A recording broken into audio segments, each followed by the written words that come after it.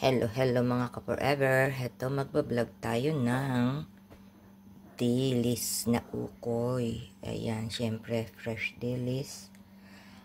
Tinanggalan na natin ng ulo. Ayaw kasi ng ulo niyan. Sibuyas, bawang, egg, oil, salt.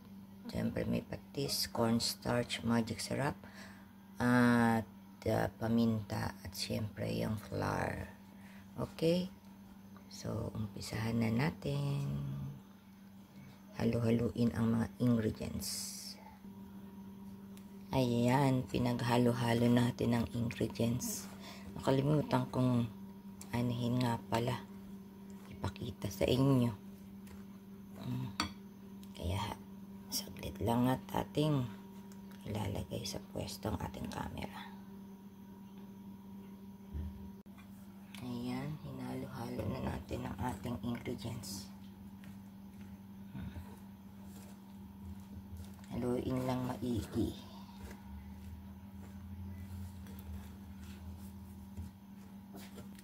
Ayan. So, pinaghalo-halo ko na lahat ng ingredients na ating cornstarch, flour, fish sauce, yung ating bawang, yung pampalasa natin, syempre magic syrup,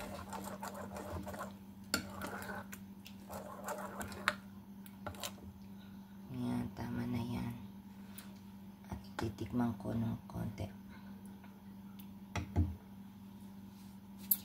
Yan, pwede na, ayoko naman ng maalat siya. Lagyan natin ng konting salt. Mamaya sausawan na yan. Magawa tayo ng sausawan, diba? At ihalo na natin ang ating dilis. Inano ko na yan, tinanggalan ng ulo. Ayaw ni Gilma ng ulo, kaya tinanggalan ko isa-isa. Ulo at bituka, natanggalan. Tiyaga.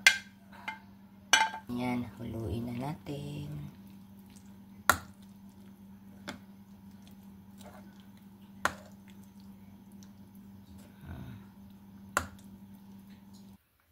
Hayaan natin mababad muna ng konti.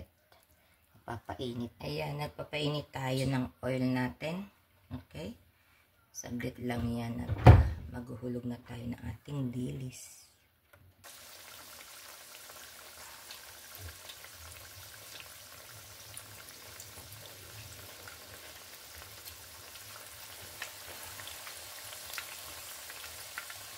First time ko lang itong magluto nito. So, tingnan natin. Ang ganda.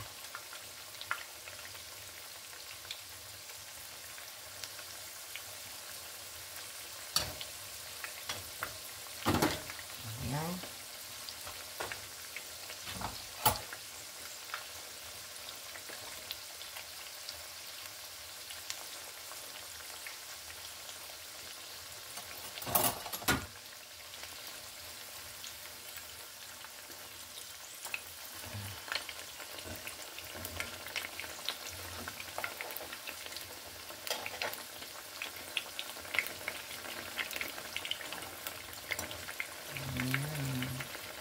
Turn natin.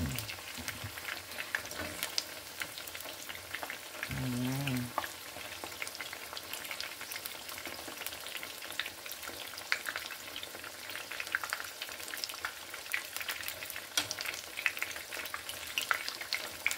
Golden brown na siya. Kaya tingnan natin. Yung unang batch natin medyo makapal daw, so ninipisan ko.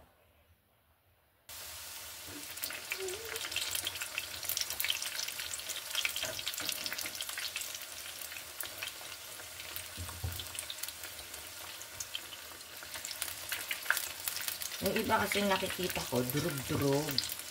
Yung pagka inilagay nila, pag sobra naman ang labnaw, durug-durug ang niya. Naghihiwalay.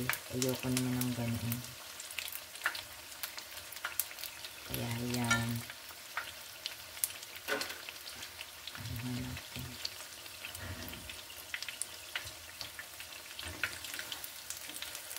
First time lang yan. Kaya ganyan. Second time yan, maayos na. Alam na natin ang templada. Lahat. Diba?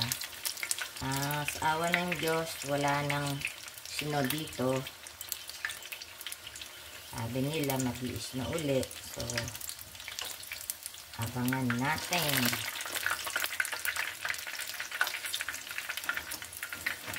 Pang third batch natin to.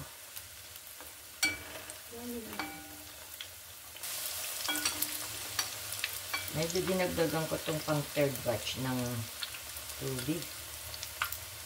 Kasi namumuna yung niya.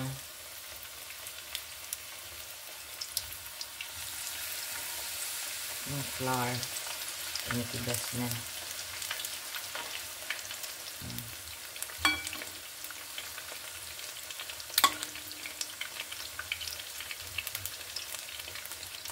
Ito, numipis tuloy. Kasi nadagdagan ng tubig.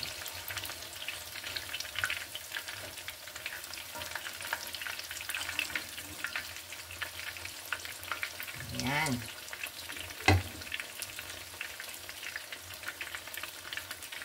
Ayan, syempre pagka mga first time, try.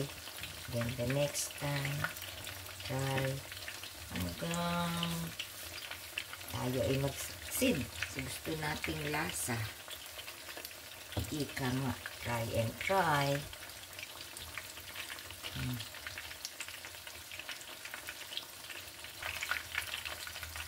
Hindi makapal.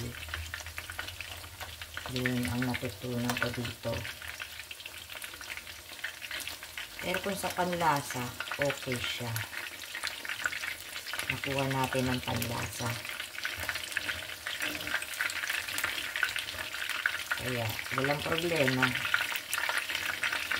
Ang laban lang nito is yung sausawan natin. Kung anong klaseng sausawan ang gusto nyo. Sukang may sili, sukang may onion, at sili, ganyan. Kung anong gusto nyo panlasa, anong gusto nyo sausawan, nasa panlasa nyo. Nasa sa inyo yun. Kung hot sauce, merong gusto hot sauce lang. Okay lang.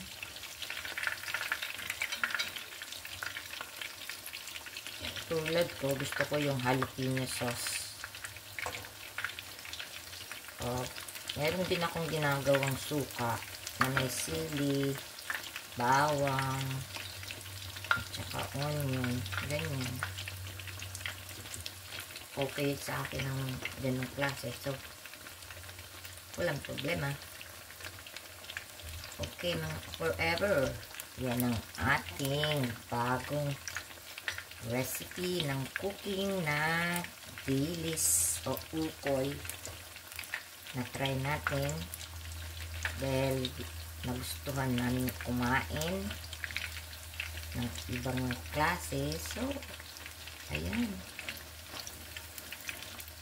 Solve na ang craving namin.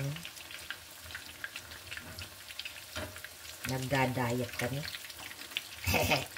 Nagda-diet pero kung makikita niyo ang mga kinakain namin, sobra-sobra. Ayan.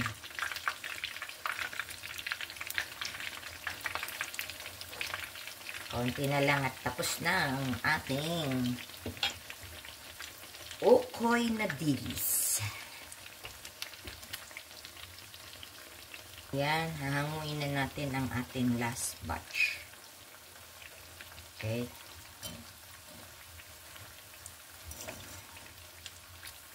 Last batch.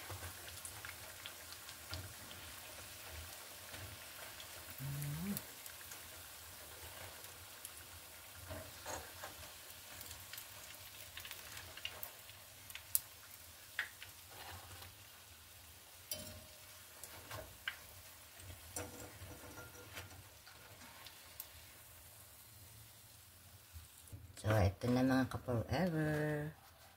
Ang ating dilis na ukoy. Hope you like it. Love you guys. Bye-bye. Thanks for watching. Okay mga ka-forever. Ayan na ang ating dilis na ukoy. Hope you like it. Thanks for watching. Love you guys. Bye-bye. Forever love you. Please subscribe. Thank you.